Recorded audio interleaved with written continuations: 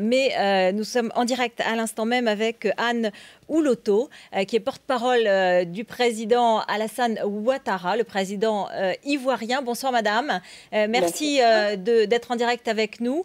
Quelle est la situation à cette heure-ci? Quel est le bilan? Vous aviez dit à la mi-journée qu'il y avait déjà 17 morts. Oui, à la mi-journée, il y avait 17 morts. Ce soir, le bilan est beaucoup plus lourd. Il est de 30 morts donc, du côté des manifestants et de plus de 200 blessés. C'est-à-dire, vous avez appelé avec le président Ouattara à marcher sur la télévision d'État. C'était une journée donc sous haute tension à Abidjan. Vous ne regrettez pas d'avoir pris ce risque de demander de marcher sur la télévision d'État, étant donné ce bilan? Non, du tout. Écoutez, nous n'avons pas le choix. Nous avons donc répondu à l'appel du gouvernement du Premier ministre Guillaume. Nous avons répondu donc à cette volonté des Ivoiriens de voir établi dans ses droits le président de la République nouvellement élu, le président Ouattara. Nous avons répondu à cet appel pour la démocratie, à cet appel de libérer la télévision nationale, la RTI, qui est jusqu'à présent aux ordres de M. Laurent Gbagbo et qui distille sur ses antennes des appels à la haine, à la xénophobie. Et ceci ne peut continuer, n'est-ce pas, Laurent Gbagbo qui continue à s'agripper au pouvoir alors même qu'il a perdu l'élection présidentielle. Il utilise donc la radio-télévision ivoirienne pour désinformer les Ivoiriens, pour les intoxiquer, pour se maintenir au pouvoir. Eh bien, il est du devoir des Ivoiriens d'accompagner le gouvernement du président de la République, le gouvernement conduit par le Premier ministre Guillaume, et qui a donc pris ses responsabilités et qui met tout en œuvre pour que la situation se normalise en Côte d'Ivoire dans les plus brefs délais.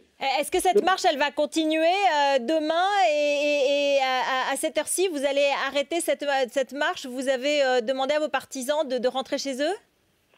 Non, le président, par la voix du Premier ministre Guillaume, a donc lancé un appel tout à l'heure aux Ivoiriens et aux militants du RHDP pour leur demander donc de maintenir cette mobilisation parce que nous avons deux objectifs. Le premier objectif, c'est d'accompagner donc le gouvernement à la radio-télévision ivoirienne, à la RTI, pour y installer le nouveau directeur général dans l'intérêt de la Côte d'Ivoire et ensuite d'accompagner le gouvernement à la primature. Et donc ces deux objectifs doivent être tenus.